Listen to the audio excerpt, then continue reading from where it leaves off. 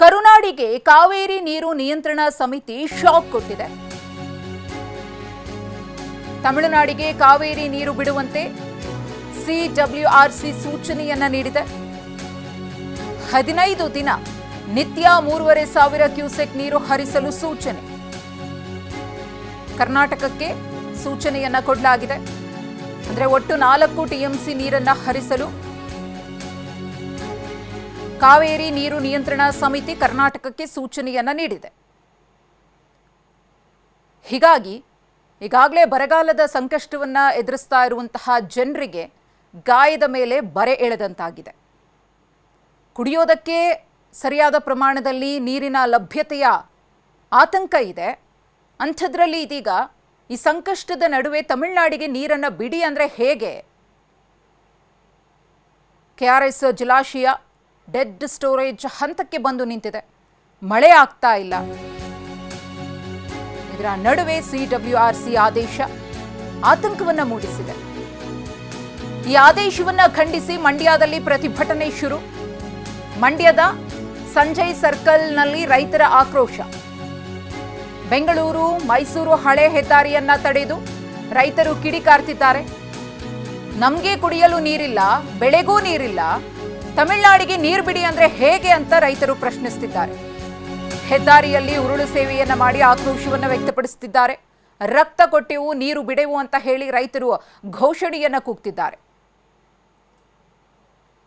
ಯಾವಾಗ ಸಿಡಬ್ಲ್ಯೂಆರ್ಸಿಯಿಂದ ಈ ಆದೇಶ ಹೊರಬಿತ್ತು, ರೈತರು ಆಕ್ರೋಶಗೊಂಡಿದ್ದಾರೆ. ನಮಗೇನೆ ಕುಡಿಯೋದಕ್ಕೆ ನೀರಿಲ್ಲ, ಇಂಥ ಸಂದರ್ಭದಲ್ಲಿ ಈ ರೀತಿಯ ಆದೇಶ ತರವಲ್ಲ, ಅದನ್ನು ಒಪ್ಕೊಳ್ಳೋದಕ್ಕೆ ಸಾಧ್ಯವಿಲ್ಲ, ರಕ್ತ ಕೊಟ್ಟೆವು, ನೀರನ್ನು ಬಿಡೆವು ಅಂತ ಹೇಳಿ ಘೋಷಣೆಯನ್ನು ಕೂಗ್ತಿದ್ದಾರೆ. ಹೆದ್ದಾರಿಯನ್ನು ತಡೆದು ಕುಡಿಯುವ ನೀರಿಗೆ ಸಮಸ್ಯೆ ಇಲ್ಲಿ ಎದುರಾಗಿದೆ. ಅಂಥದ್ರಲ್ಲಿ ತಮಿಳುನಾಡಿನಲ್ಲಿ ಬೆಳೆಗಳನ್ನು ಬೆಳೆಯೋದಕ್ಕೆ ನೀರನ್ನು ಹರಿಸಿ ಅಂದರೆ ಮಾನವೀಯತೆಯ ದೃಷ್ಟಿಯಿಂದಲಾದರೂ ಇದು ಸರಿನಾ ಅನ್ನೋ ಪ್ರಶ್ನೆ. ರೈತರಿಗೆ ಮರಣ ಶಾಸನ ಬರೀತಾ ಇದೆ. ಕಾರಣ ಏನು ಅಂದರೆ ನಮ್ಮನ್ನೆಲ್ಲ ಬಿತ್ತನೆ ಮಾಡಬೇಡಿ, ಮಳೆ ಬರ್ತಾ ಇಲ್ಲ ಅಂತ ಹೇಳಿಕೆ ಕೊಟ್ಟು ಸರ್ಕಾರ ನೀವು ಯಾವುದೇ ಕಾರಣಕ್ಕೂ ಬೆಳೆ ಮಾಡಬೇಡಿ ಅಂತ ಹೇಳ್ಬಿಟ್ಟು ಈಗ ತಮಿಳುನಾಡಿಗೆ 15 ದಿವಸ 3.5 TMC ನೀರನ್ನ ಬಿಡ್ತಾವ್ರೆ, 3 ಕ್ಯೂಸೆಸ್ ನೀರನ್ನ ಬಿಡ್ತಾವ್ರೆ. ಅಲ್ಲಿರುವಂಥ ನೀರಿನ ಸಾಮರ್ಥ್ಯ ಕಡಿಮೆ ಇದ್ರೂ ನಮ್ಮ ಬೆಳೆ ವಿಚಾರವಾಗಿ ಮರ್ತೇ ಬಿಟ್ಟವ್ರೆ. ನಮ್ಮನ್ನ ಮಂಡ್ಯ ಜನತೆಗೆ ಮರಣ ಶಾಸನ ಇದು ನಿಜವಾಗ್ಲೂ ಇವತ್ತು ಮಾಡ್ತಾ ಇರುವಂಥ ವಿಚಾರ. ಈ ಸರ್ಕಾರದ ಮುಖ್ಯಮಂತ್ರಿಗಳು ಎಚ್ಚೆತ್ತು ಮಂಡ್ಯ ಜನರ ವಿರೋಧ ಕಟ್ಕೋಬಾರ್ದು ಅಂತ ಈ ಮೂಲಕ ಅವ್ರಿಗೆ ಕಳಕಳಿಯಿಂದ ಮನವಿ ಮಾಡಿ ಹೇಳ್ತಾವೆ. ಕಾರಣ ಏನು ಅಂದರೆ ನಮ್ಮ ಬೆಳೆ ನಿಂತಿರೋ ಬೆಳೆಗೂ ನೀರು ನಿಲ್ಲಿಸ್ತಾ ಇದ್ದು ಈಗ 3,500 TMC ನೀರು ಕೊಡೋದ್ರಿಂದ ನಮ್ಗೆ 3,500 ಕ್ಯೂಸೆಸ್ ನೀರು ಕೊಡೋದ್ರಿಂದ ನಮಗೆ ನಿಜವಾಗ್ಲೂ ಮರಣ ಶಾಸನ ಬರಿತಾ ಇದೆ ಈ ಸರ್ಕಾರ ಅಂತ ಹೇಳಕ್ಕೆ ನಾನು ಇದು ಮಾಡ್ತಾವನೆ. ನೀರು ಬಿಟ್ರೆ ಇಲ್ಲೇ ಉಗ್ರವಾದ ಪ್ರತಿಭಟನೆ ಮಾಡ್ತೀವಿ. ಈ ಸರ್ಕಾರಕ್ಕೆ ಎಚ್ಚರಿಕೆ ಕೊಡ್ತೀವಿ, ನೀರು ಯಾವುದೇ ಕಾರಣಕ್ಕೂ ಬಿಡಬಾರ್ದು, ಆದೇಶ ಪಾಲನೆ ಮಾಡಬಾರ್ದು. ಏನು ಕಮಿಟಿ ಇದೆ, ಕರ್ನಾಟಕದ ಬಗ್ಗೆ ಕಿಂಚಿತ್ತಾರು ಗಮನ ಕೊಟ್ಟು ಕರ್ನಾಟಕದ ಬಗ್ಗೆ ಇವರು ಕುಡಿ ನೀರಿಗೆ ಅಂತ ಹೇಳ್ತಾವ್ರೆ. ಕುಡಿ ನೀರು ತಾನೇ ಎಲ್ಲಿ ಉಳ್ಕೊಳ್ಳೋ ಸ್ವಾಮಿ? ಹಿಂಗಾದ್ರೆ ನಿಜವಾಗ್ಲೂ ಕುಡಿ ನೀರು ಉಳ್ಕೊಳ್ಳೋದಿಲ್ಲ. ನಿರ್ವಹಣಾ ಪ್ರಾಧಿಕಾರ ಮಂಡಳಿ ಬರ್ತಾ ಇದೆಯಲ್ಲ ತಮಿಳುನಾಡಿಗೆ 3,500 ಕ್ಯೂಸೆಕ್ 3.5 TMC ನೀರನ್ನು ಬಿಡಬೇಕನ್ನೋ ಆದೇಶವನ್ನು ಮಾಡಿದ್ದಾರೆ. ಈ ಪ್ರಾಧಿಕಾರದಲ್ಲಿರೋರು ನಿಜವಾದ ಮನುಷ್ಯರೇ ಅಲ್ಲ, ಮಾನವೀಯ ಮೌಲ್ಯಗಳೇ ಅವ್ರಿಗಿಲ್ಲ. ಕೇಂದ್ರ ಸರ್ಕಾರ ಮತ್ತೊಮ್ಮೆ ಮಾನವೀಯ ಮೌಲ್ಯ ಇಲ್ಲ ಅನ್ನುವಂಥದ್ದನ್ನು ಸಾಬೀತುಪಡಿಸಿದ್ದಾರೆ. ಯಾಕೆ ಅಂತ ಹೇಳಿದ್ರೆ ಕರ್ನಾಟಕದಿಂದ ಆಯ್ಕೆಯಾಗಿರುವಂಥ ಅಲ್ಲಿಗೆ ಹೋಗುವ ಮಂಡಳಿಗೆ ಹೋಗುವ ಸಭೆಗೆ ಹೋಗುವಂಥ ಅಧಿಕಾರಿಗಳು ಎಂಟ್ರಿ ಮಾಡ್ತಾವ್ರೆ. ಕಾವೇರಿ ನೀರಿನ ಸಮಸ್ಯೆ ಬೀದಿ ಜೀವವನ್ನು ಹಿಡಿದು ಹೋರಾಟ ಮಾಡೋ ಪರಿಸ್ಥಿತಿ ಬಂದಿದೆ. ಇವತ್ತು ನಮಗೆ ಇರೋದು 92 ಅಡಿ ನೀರು. ವರುಣನ ಕೃಪೆಗಾಗಿ ಎಲ್ಲ ಕಡೆ ಪೂಜೆ ಮಾಡ್ತಾ ಇದ್ದೀವಿ. ನೀರೇ ಇಲ್ಲದ ಸಂದರ್ಭದಲ್ಲಿ ಪ್ರಾಣವನ್ನು ಉಳಿವಿಗಾಗಿ ಹೋರಾಟ ನಡೆಯುವ ಈ ಸಂದರ್ಭದಲ್ಲಿ, ಪ್ರಾಣಕ್ಕಾಗಿ ಬೇಡ್ಕುವ ಸಂದರ್ಭದಲ್ಲಿ ತಮಿಳುನಾಡು ನೀರು ಬಿಡಬೇಕು ಅನ್ನೋ ಮತ್ತೆ ಆದೇಶ ಮಾಡೋದು ಯಾವುದ್ರ ಮಟ್ಟಕ್ಕೆ ಸರಿ? ಈ ಕರ್ನಾಟಕದ ಜನರು, ಅದು ಕಾವೇರಿ ಕೊಡದ ಜನರ ಪ್ರಾಣವನ್ನು ತೆಗೆದುಕೊಂಡು ಹೋಗಿ ನೀವು ನೀರು ತಗೊಂಡು ಹೋಗ್ಬೇಕು. ಮುಖ್ಯಮಂತ್ರಿಗಳೇ, ಈ ಸಂದರ್ಭಕ್ಕೆ ಬಂಗಾರ ನಮ್ಮ ರಾಜ್ಯಕ್ಕೆ ನೀರಿನ ಅಭಾವ ಇದೆ.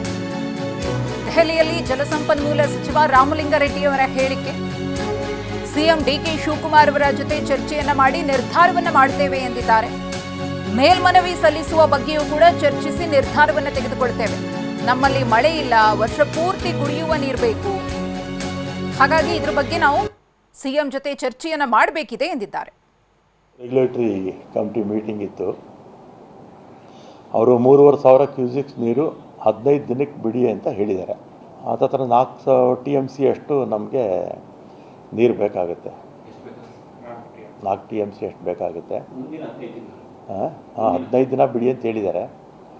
ನಾವು CWMAಗೆ ಅಪೀಲ್ ಹೋಗ್ಬೋದು, ಅದು ತೀರ್ಮಾನ ಮಾಡಬೇಕು. ಅಪೀಲ್ ಹೋಗಬೇಕೋ ಬೇಡ ಅಂತ ಮುಖ್ಯಮಂತ್ರಿಗಳ ಹತ್ರ ಚರ್ಚೆ ಮಾಡಿ ತೀರ್ಮಾನ ತಗೊಳ್ತೀವಿ. ನಮಗೆ ನೀರಿನ ಕೊರತೆ ಇದೆ. 15 ದಿನಕ್ಕೆ ಮುಂಚೆ ಮಳೆ ಬರದೇ ಇದ್ದರೆ ಇನ್ನೂ ತೀವ್ರ ಕೊರತೆ ಆಗಿರೋದು. ಬಂದಿದ್ದರಿಂದ ಸ್ವಲ್ಪ ಆದರೂ ಉಸಿರಾಡ್ಬೋದು. ನಮ್ಮಲ್ಲಿ ಲೈವ್ ಇರ್ತಕ್ಕಂಥದ್ದು 8 TMC ಇದೆ ಅಷ್ಟೇ KRSಲ್ಲಿ, ಡೆಡ್ ಸ್ಟೋರೇಜ್ ಬಿಟ್ಟರೆ. ಇನ್ನೂ ಹಾರಂಗಿ ಮತ್ತು ಹೇಮಾವತಿ ನೋಡಬೇಕು. ಯಾಕಂದ್ರೆ ನಮಗೆ ವರ್ಷ ಪೂರ್ತಿ ನೀರು ಬೇಕಲ್ಲ. ಕುಡಿಯೋ ನೀರು ಬೇಕೇ ಬೇಕು. ನಮಗೆ ಎಷ್ಟು ಬೇಕಾಗುತ್ತೆ ವರ್ಷಕ್ಕೆ ಕುಡಿಯೋ ನೀರಿಗೆ ಅಂತ ನೋಡಿಕೊಂಡು ಆಮೇಲೆ ತೀರ್ಮಾನ ತಗೊಳ್ತೀವಿ. CWRC meeting. ಈ ಕುರಿತು ಮತ್ತಷ್ಟು ಮಾಹಿತಿಯನ್ನು ಕೊಡೋದಕ್ಕೆ ನಮ್ಮ ಪ್ರತಿನಿಧಿ ಹರೀಶ್ ಹಾಗೆಯೇ ರಾಮ್ ನೇರ ಸಂಪರ್ಕದಲ್ಲಿದ್ದಾರೆ ಮೈಸೂರಿನಿಂದ. ಮೊದಲಿಗೆ ಹರೀಶ್ ಅವರಿಂದ ಮಾಹಿತಿಯನ್ನು ಪಡೆಯೋಣ. ಹರೀಶ್, CWRC ಕೊಟ್ಟಿರುವಂತಹ ಈ ಆದೇಶ ಇದೆಯಲ್ಲ, ಇದು ನಿಜಕ್ಕೂ ಕೂಡ ಗಾಯದ ಮೇಲೆ ಬರೆ ಅಂತ ಹೇಳಬಹುದು. ಸಭೆಯಲ್ಲಿ ಏನೆಲ್ಲ ಚರ್ಚೆಗಳು ಆಯಿತು ಅಂತ ಹೇಳಿ ಈಗ ಈ ರೀತಿ ನೀರು ಬಿಡಿ ಅಂತ ಹೇಳೋದಕ್ಕೆ ಏನು ಕಾರಣ? ವಾಸ್ತವ ಪರಿಸ್ಥಿತಿ ಗೊತ್ತಿದ್ರೂ ಕೂಡ ಯಾಕೆ ಈ ರೀತಿಯ ಒಂದು ನಿರ್ಧಾರ ಅಂತ ಹರೀಶ್? ಮಧುಶ್ರೀ, ಇವತ್ತು ನಡೆದಂತಹ CWRC ಸಭೆಯಲ್ಲಿ ಕರ್ನಾಟಕಕ್ಕೆ ಒಂದು ನಿರ್ದೇಶನ ಬಂದಿರುವಂತಹದ್ದು. ಪ್ರತಿದಿನ ಮುಂದಿನ 15 ದಿವಸಗಳ ಕಾಲ 3,500 ಕ್ಯೂಸೆಕ್ ನೀರನ್ನು ಹರಿಸಬೇಕು ಕರ್ನಾಟಕ ಅನ್ನುವಂಥ ಆದೇಶ ಬಂದಿರುವಂತಹದ್ದು. ಬರದಲ್ಲಿ ಈಗಾಗಲೇ ಸಂಕಷ್ಟದಲ್ಲಿರ್ತಕ್ಕಂತಹ ಕರ್ನಾಟಕಕ್ಕೆ ಈಗ CWRC ಶಾಕನ್ನು ಕೊಟ್ಟಿರುವಂತಹದ್ದು. ಬಹು ಮುಖ್ಯವಾಗಿ ಕಾವೇರಿ ಕೊಳ್ಳದ ಜಲಾಶಯಗಳು ಸಂಪೂರ್ಣವಾಗಿ ಭರ್ತಿಯಾಗಿಲ್ಲ. KRSನಲ್ಲಿ ಕೇವಲ 16 TMC ನೀರು ಇರ್ತಕ್ಕಂಥದ್ದು. ಹೇಮಾವತಿ ಜಲಾಶಯದಲ್ಲಿ ಕೇವಲ 12 TMC ಇದೆ. ಕಂಬಿರಿಯಲ್ಲಿ ಕೇವಲ 12 TMC ನೀರು ಇರ್ತಕ್ಕಂಥದ್ದು. ಮತ್ತು ಹಾರಂಗಿ ಜಲಾಶಯದಲ್ಲೂ ಕೂಡ ಸಂಪೂರ್ಣವಾದಂತಹ ನೀರಿಲ್ಲ. ಇಂತಹ ಸಂದರ್ಭದಲ್ಲಿ ಕರ್ನಾಟಕಕ್ಕೆ CWRC ಪ್ರತಿದಿನ 3,500 ಕ್ಯೂಸೆಕ್ಸ್ ಮುಂದಿನ 15 ದಿನಗಳ ಕಾಲ ಬಿಡಬೇಕು ಅಂದರೆ ಸುಮಾರು 4 ರಿಂದ 5 TMC ಅಷ್ಟು ನೀರನ್ನು ತಮಿಳುನಾಡಿಗೆ ಹರಿಸಬೇಕಾಗತ್ತೆ. ಈ ವಾಡಿಕೆಯಂತೆ ಮಳೆ ಆಗಿದ್ರೆ ಕರ್ನಾಟಕ ತಮಿಳುನಾಡಿಗೆ ಒಟ್ಟು ಜೂನ್ ಹಾಗೂ ಜುಲೈನಲ್ಲಿ 40 TMC ನೀರನ್ನು ಹರಿಸಬೇಕಾಗಿತ್ತು. ವಾಡಿಕೆಯಷ್ಟು ಮಳೆ ಆಗಿಲ್ಲ. ಕೇವಲ 20 ರಿಂದ 30% ಮಳೆ ಮಾತ್ರ ಆಗಿರುವಂತಹದ್ದು. ಇಂತಹ ಸಂದರ್ಭದಲ್ಲಿ ಜಲಾಶಯಗಳಲ್ಲಿ ಇರ್ತಕ್ಕಂಥ ಸದ್ಯದ ನೀರು ಈಗಿನ ಕುಡಿಯುವ ನೀರಿಗಷ್ಟೇ ಸಾಕಾಗುವಂತಹದ್ದು. ಒಂದು ವೇಳೆ ಇನ್ನೂ ಮಾನ್ಸೂನ್ ಏನಾದ್ರು ಬರದೇ ಹೋದ್ರೆ ಕುಡಿಯೋ ನೀರಿಗೂ ಕೂಡ ಕಷ್ಟ ಆಗುತ್ತೆ. ಇಂತಹ ಸಂದರ್ಭದಲ್ಲಿ ಕರ್ನಾಟಕದ ಮುಖ್ಯಮಂತ್ರಿ DK ಶಿವಕುಮಾರ್ ಅವರು ಒಂದು ಸ್ಪಷ್ಟ ಸೂಚನೆಯನ್ನು ಕೂಡ ಕೊಟ್ಟಿದ್ರು. ಅಂದ್ರೆ ರೈತರು ಯಾವುದೇ ಕಾರಣಕ್ಕೂ ಜಲಾಶಯಗಳನ್ನ ನಂಬಿ ಈ ಬಾರಿ ಬೆಳೆ ಬೆಳೆಯಲಿಕ್ಕೆ ಹೋಗಬೇಡಿ ಅನ್ನುವಂತ ಸೂಚನೆಯನ್ನು ಕೊಟ್ಟಿದ್ರು. ಮತ್ತೆ CWRC ಸಭೆಯಲ್ಲೂ ಕೂಡ ಕರ್ನಾಟಕದ ಅಧಿಕಾರಿಗಳು CWRC ಸಭೆಯಲ್ಲಿ ಮನವರಿಕೆ ಮಾಡಿಕೊಡುವಂತ ಪ್ರಯತ್ನವನ್ನ ಮಾಡಿದ್ದಾರೆ. ಬಹು ಮುಖ್ಯವಾಗಿ ಈ ಕಾವೇರಿ ಕೊಳ್ಳದ ಜಲಾಶಯಗಳಲ್ಲಿ ಇರ್ತಕ್ಕಂಥ ನೀರನ್ನ ನಾವು ಕುಡಿಯೋ ನೀರಿಗೆ ಮಾತ್ರ ನಾವು ಬಳಸ್ಕೊಳ್ತಾ ಇದೀವಿ, ಕೃಷಿ ನೀರಿಗೆ ನಾವು ಬಳಸ್ಕೊಳ್ತಿಲ್ಲ ಅನ್ನುವಂತಹದನ್ನ ಹೇಳಿದ್ದಾರೆ. ಹೀಗಾಗಿ ಕುಡಿಯೋ ನೀರಿಗೆ ಮಾತ್ರ ಬಳಸ್ಕೊಳ್ತಾ ಇರೋದ್ರಿಂದ ಮುಂದಿನ ಮಾನ್ಸೂನ್ ವರೆಗೂ ಕೂಡ ಬೆಂಗಳೂರು, ಮೈಸೂರು, ಹಾಸನ ಇಂತಹ ದೊಡ್ಡ ದೊಡ್ಡ ನಗರಗಳಿಗೆ ಕುಡಿಯೋದಕ್ಕೆ ನೀರಿನ ಅವಶ್ಯಕತೆ ಇದೆ. ಹಾಗಾಗಿ ಕುಡಿಯೋ ನೀರಿಗೆ ಇರ್ತಕ್ಕಂತಹ ನೀರನ್ನ ನಾವು ಮಾತ್ರ ಬಳಸ್ಕೊಳ್ತಾ ಇದೀವಿ, ಕೃಷಿಗೆ ನಾವು ಬಳಸ್ಕೊಳ್ತಾ ಇಲ್ಲ ಅನ್ನುವಂಥದ್ದನ್ನು ವಾದ ಮಾಡಿರುವಂಥದ್ದು.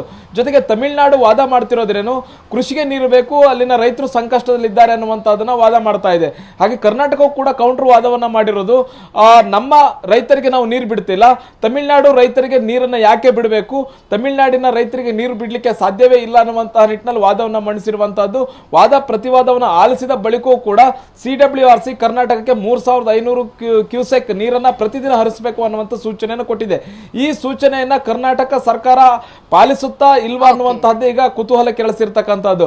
ಇದ್ರ ಬಗ್ಗೆ ಮಾತಾಡಿರ್ತಕ್ಕಂತಹ ಜಲಸಂಪನ್ಮೂಲ ಸಚಿವರಾದಂತಹ ರಾಮಲಿಂಗಾರೆಡ್ಡಿ ಅವರು CWRC ಶಿಫಾರಸನ್ನ ಪಾಲಿಸಬೇಕೋ ಬೇಡವಾ ಅನ್ನುವಂಥದ್ರ ಬಗ್ಗೆ ನಾವು CM DK ಶಿವಕುಮಾರ್ ಅವರ ಬಳಿ ಚರ್ಚೆ ಮಾಡ್ತೀವಿ ಅನ್ನುವಂಥದ್ದು ಹೇಳಿದ್ದಾರೆ. CWRC ಆದೇಶವನ್ನು ಪಾಲಿಸಲಿಲ್ಲ ಅಂತಂದ್ರೆ CWMAಗೆ ತಮಿಳುನಾಡು ಅಪೀಲ್ ಹೋಗುತ್ತೆ. CWMA ಆದೇಶವನ್ನು ಕರ್ನಾಟಕ ಪಾಲಿಸಲಿಲ್ಲ ಅಂತಂದ್ರೆ ತಮಿಳುನಾಡು ಸುಪ್ರೀಂ ಕೋರ್ಟ್ಗೆ ಹೋಗುವಂತ ಸಾಧ್ಯತೆ ಇದೆ. ಮಧುಶ್ರೀ. ಹಾಗೆ ಸಂಪರ್ಕದಲ್ಲಿರಿ ಹರೀಶ್. ಇನ್ನು ಮತ್ತೊಂದು ಕಡೆ ರಾಮ್ ಕೂಡ ನೇರ ಸಂಪರ್ಕದಲ್ಲಿದ್ದಾರೆ. ರಾಮ್, CWRC ಇಂದ ಈ ಆದೇಶ ಬಂದ ಬೆನ್ನಲ್ಲೇ ಸಾಕಷ್ಟು ಆಕ್ರೋಶ ವ್ಯಕ್ತವಾಗ್ತಾ ಇದೆ. ರೈತರು ಕೂಡ ಹೋರಾಟವನ್ನ ಮಾಡ್ತಾ ಇದ್ದಾರೆ, ರಕ್ತ ಕೊಟ್ಟೆವು ನೀರು ಕೊಡೆವು ಅಂತ ಹೇಳಿ. ಸದ್ಯಕ್ಕೆ ಅಲ್ಲಿನ ಸ್ಥಿತಿಗತಿ ಹೇಗಿದೆ ರಾಮ್? ಈ ಒಂದು ಆದೇಶ ಪಾಲನೆ ಆದ್ರೆ ಈ ಒಂದು ಕಾವೇರಿ ಕೊಳ್ಳದ ಜನತೆಗೆ ಯಾವ ರೀತಿ ಸಂಕಷ್ಟ ಎದುರಾಗುತ್ತೆ ಫ್ಯೂಚರ್ ಅಲ್ಲಿ? ಮಧುಶ್ರೀ, ಖಂಡಿತವಾಗಿಯೂ ಈ ಬಾರಿ ಮುಂಗಾರು ಕೈಕೊಟ್ಟಿದೆ. ರಾಜ್ಯದಲ್ಲಿ ಭೀಕರ ಬರಗಾಲ ಎದುರಾಗಿದೆ. ಈಗಾಗಲೇ ಈ ಮಧ್ಯೆ CWRC ಅವರು ನೀಡಿರುವಂತಹ ಈ ಒಂದು ಸೂಚನೆ ರಾಜ್ಯದ ರೈತರಿಗೆ ಮತ್ತೆ ರಾಜ್ಯದ ಜನರಿಗೆ ಒಂದು ರೀತಿ ಮರಣ ಶಾಸನ ಅಂತಾನೆ ಹೇಳ್ಬೋದು. ರೈತರು ಪ್ರತಿಭಟನೆ ಹಾದಿಯನ್ನ ಹಿಡಿಲಿಕ್ಕೆ ಈಗಾಗಲೇ ಸಿದ್ಧರಾಗಿದ್ದಾರೆ. ನನಗೆ ಮೈಸೂರಿನ ಜಿಲ್ಲಾಧಿಕಾರಿ ಕಚೇರಿ ಬಳಿದ್ದೇನೆ, ನೋಡ್ತಾ ಇರ್ಬೋದು. ರೈತರು ಈಗಾಗಲೇ ಆ ಒಂದು ಏನು ಸೂಚನೆ ನೀಡಿದ್ರು, ಇದಕ್ಕೆ ಯಾವುದೇ ಕಾರಣಕ್ಕೂ ಸರ್ಕಾರ ಮಣಿಬಾರದು ಅಂತೇಳಿ ಪ್ರತಿಭಟನೆ ಹಾದಿಯನ್ನ ಇಡ್ಲಿಕ್ಕೆ ಮುಂದಾಗಿರುವಂಥದ್ದು. ಯಾಕಂದ್ರೆ ಎಲ್ಲರೂ ಕೇಳ್ತಾ ಇರುವಂಥದ್ದು, ಬೆಳೆಗೆ ನೀರಿಲ್ಲ, ಕುಡಿಯೋದಕ್ಕೆ ನೀರನ್ನ ಬಳಸ್ಕೊತಾ ಇದೀವಿ, ಅದನ್ನು ಕೊಡಲಿಲ್ಲ ಅಂದ್ರೆ ಹೇಗೆ ಅನ್ನೋ ಒಂದು ಮಾತ್ರ ಪ್ರಶ್ನೆಯನ್ನು ಅವ್ರು ಕೇಳ್ತಾ ಇರುವಂಥದ್ದು. ರೈತ ಮುಖಂಡರಿಗೆ ನಮ್ಮ ಜೊತೆಗಿದ್ರೆ ಸರ್, ಈಗ CWRC ಮೀಟಿಂಗ್ ಆಗಿದೆ, ಸೂಚನೆ ಕೊಟ್ಟಿದ್ದಾರೆ 3,500 ಕ್ಯೂಸೆಕ್ನಂತೆ 15 ದಿನ ನೀರನ್ನು ತಮಿಳುನಾಡಿಗೆ ಹರಿಸಬೇಕು ಅಂತ. ಯಾವುದೇ ಕಾರಣಕ್ಕೂ ಕೂಡ CWC ಅಲ್ಲ, ಸುಪ್ರೀಂ ಕೋರ್ಟ್ ಅಲ್ಲ, ನರೇಂದ್ರ ಮೋದಿ ಹೇಳಿದ್ರು ನೀರು ಬಿಡೋಕ್ಕಾಗಲ್ಲ. ಏನಾದ್ರು ಇವತ್ತಿನ ಪರಿಸ್ಥಿತಿ ಆಗಿದೆ ಅಂತ ಹೇಳಿದ್ರೆ ಕೇಂದ್ರದ ನರೇಂದ್ರ ಮೋದಿನೇ ಹೇಳಿದ್ದಾರೆ. ಏನಂತ, ಎಲಿನೋ ಎಫೆಕ್ಟಲ್ಲಿ ಯಾವುದೇ ಕಾರಣಕ್ಕೂ ಮಳೆ ಜಾಸ್ತಿ ಬರಲ್ಲ, ಎಲ್ಲ ಕಡೆಯೂ ಸಮಸ್ಯೆ ಇದೆ ಅಂತೇಳಿ. ಇಂಥ ದುರ್ಬಲ ಮುಂಗಾರಿನ ವ್ಯಾಪ್ತಿನಲ್ಲಿ ನಮಗೆ ಇಲ್ಲಿ ಡ್ಯಾಮಲ್ಲಿ ಕುಡಿಲಿಕ್ಕೆ ನೀರಿಲ್ಲ, ಕೆರೆ ಕಟ್ಟೆಗಳು ನೀರಿಲ್ಲ, ಜಾನುವಾರುಗಳು ನೀರಿಲ್ಲ, ಮೇವಿಲ್ಲ. ಇಂಥ ಪರಿಸ್ಥಿತಿಯಲ್ಲಿ ಕರ್ನಾಟಕದಲ್ಲಿ ಭಾಗವಹಿಸಿರ್ತಕ್ಕಂಥ ಅಧಿಕಾರಿಗಳು ಸಮರ್ಪಕವಾದಂಥ ವಾದವನ್ನು ಅಲ್ಲಿ ಮಂಡಿಸಿಲ್ಲ. ನೀರು ಬಿಡೋದಂಥ ಪರಿಸ್ಥಿತಿನೇ ಇಲ್ಲ. ನೀರು ಬಿಡ್ತಕ್ಕಂಥದಕ್ಕೆ ರಾಜ್ಯ ಸರ್ಕಾರನೂ ಕೂಡ ಸೊಪ್ಪಾಕಿಲ್ಲ. ರಾಜ್ಯ ಸರ್ಕಾರ ಒಂದು ವೇಳೆ ನೀರು ಬಿಡಕ್ಕೆ ಹೊರಟ್ರೆ ತಮಿಳುನಾಡಿನ ವಿಜಯನ ಗುಲಾಮ್ಗಿರಿ ಆದಂಗೆ ಆಗ್ತದೆ. ನಮ್ಮದು ಹೋರಾಟ ಡ್ಯಾಮನ್ ಬೀಗನ ನಾವು ಕಿತ್ಕೋತೀವಿ, ಡ್ಯಾಮನ್ ಬೀಗ ನಮ್ಮ ಕೈಲಿರಬೇಕು. ಯಾಕೆಂದರೆ ಕರ್ನಾಟಕ ಜನ ರಕ್ಷಣೆ ಆಗಬೇಕು ಅಂತ ಹೇಳಿದ್ರೆ. ಮಧುಶ್ರೀ, ಇದು ರೈತರ ಆಕ್ರೋಶದ ಮಾತು. ಇದು ಆರಂಭ ಮಾತ್ರ, ಯಾವುದೇ ಕಾರಣಕ್ಕೂ ನೀರನ್ನು ಬಿಡೋದಿಲ್ಲ. ಜಲಾಶಯದ ಕಂಟ್ರೋಲ್ ಅನ್ನು ಸಹ ರೈತರು ತೆಗೆದುಕೊಳ್ತಾರೆ ಅನ್ನೋ ಎಚ್ಚರಿಕೆಯನ್ನು ನೀಡ್ತಾ ಇರುವಂಥದ್ದು. ಮಧುಶ್ರೀ, ಧನ್ಯವಾದ ರಾಮ್. ಹರೀಶ್ ತಮ್ಮ ಮಾಹಿತಿಗಾಗಿ.